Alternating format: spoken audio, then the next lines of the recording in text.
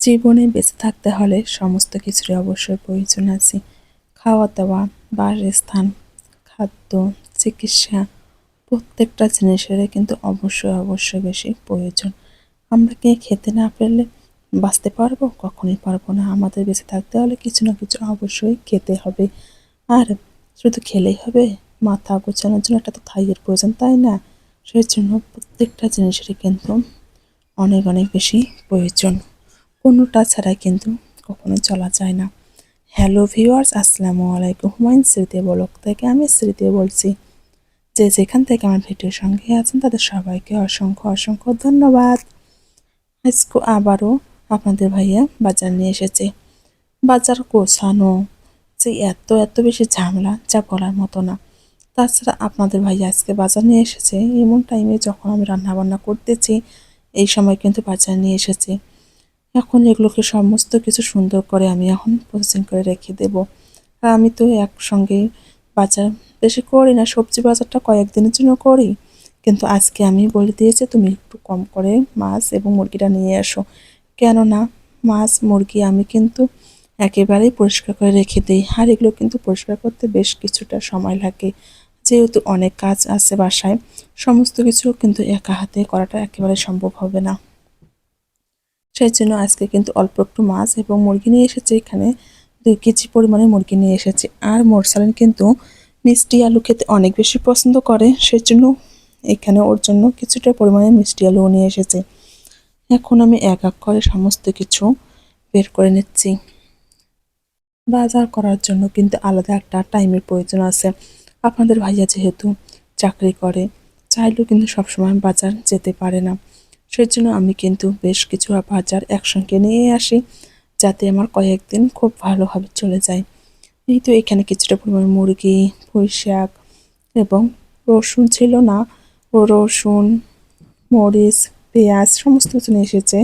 আমার কিন্তু রসুন, আদা এগুলো কিন্তু বাটা আছে ফ্রিজে। তারপরেও তো কিছু কিছু লাগে, যখন ভাজি কিংবা কোনো কিছু করতে হয় তখন কিন্তু অবশ্যই প্রয়োজন হয় গোটা রসুনের। সেজন্য কিন্তু এখানে কিছুটা পরিমাণে গোটা রসুন নিয়ে আসা হয়েছে। এই তো বাজার বের করে নিলাম। শুধু কি বের করে নিলে হবে? এখন এগুলোকে সুন্দর করে কেটে বেছে ধুয়ে রেখে দিতে হবে, তাই না? আজকে আমি আর সেভাবে মাছ এবং চিকেনটা সুন্দর করে ধুতে পারলাম না, কেননা মোটামুটিভাবে যেটা পরিষ্কার করা সেটা কিন্তু করেছি। এরপর কিন্তু আমি রেখে দেব, কেননা এদিকে কিন্তু আমি রান্না বসিয়ে দিয়েছি, অন্যদিকে কিন্তু আমি এগুলো পরিষ্কার করেছি। ছোট্ট দিন যেহেতু এখন অনেক বেশি কাজ করতে হয়, কিন্তু টাইমটা যে কোন দিক দিয়ে চলে যায় সেটা কিন্তু বোঝাই যায় না। টাইমের মধ্যে তো আমাদের সমস্ত কাজ, বাচ্চাদের খাওয়া, গোসল সমস্ত কিছু কিন্তু একটা মেয়েকে করতে হয়। আর এদিকে আজকে আপনাদের ভাইয়া যে কাজটা করেছে, যেটা কখনোই করতো না, আজকে যে মুরগির চামড়াগুলো সেগুলো নিয়ে এসেছে। বলুন তো, এত কাজের মধ্যে আমি এগুলো কীভাবে পরিষ্কার করব? কেননা এর আগের ভিডিও তো আপনারা অবশ্যই জানেন যে আমি বাসা থেকে কিছুটা পরিমাণে চামড়া নিয়ে এসেছিলাম, সেটা রান্না করে খাইয়েছি, ওকে নাকি অনেক বেশি ভালো লেগেছে, সেজন্য কিন্তু আজকে নিয়ে এসেছে। কিন্তু এটা যে পরিষ্কার করা এত বেশি কষ্ট, আমি কি একা হাতে পারবো? সেজন্য আমি আর পরিষ্কার করিনি, এগুলো ফেলে দিয়েছি। আর এদিকে এখন বিকালবেলা আপনাদের ভাইয়া খাওয়া দাওয়া করে কিন্তু চলে গেল, আমি এখন ছাদে চলে আসলাম। আমি কিন্তু আজকে ফার্স্ট টাইম ছাদে এসে সমস্ত তরকারি কেটে নিয়ে যাব। এখানে কিন্তু সবাই, আমাদের যে ভাড়াটিগুলো আছে সবাই কিন্তু সমস্ত তরকারি কাটা কাচা কিন্তু ছাদের উপরে করে। আমি কিন্তু কখনোই করি না, আজকে ফার্স্ট আমি এই কাজটা করছি। কেননা আমার বাইরে এগুলো করতে একেবারে ভালো লাগে না। বাইরে বলতে এখানে যেহেতু ছাদ, আমরা শুধু 3টা ভাড়াটিয়ে থাকি, তো সেরকম কোনো সমস্যা হয় না। আজকে যেহেতু রোদ একটু ঠান্ডাও বেশি করছে, সেই জন্য ভাবছি যে ছাদের উপরে সমস্ত কিছু কেটে বেছে একটু নিয়ে আসি। সিম, এগুলো যে সিম পুঁইশাক এগুলো কিন্তু বেছে না রাখলে কিন্তু একেবারে ভালো লাগে না। আমি সমস্ত কিছু এক এক করে পরিষ্কার করে বেছে ফ্রিজে রেখে দেবো। আর যে পেঁয়াজ আনেছে, পেঁয়াজের যে পাতাগুলো, এগুলো যে কিভাবে কি করব সেটাই বুঝতে পারছি না।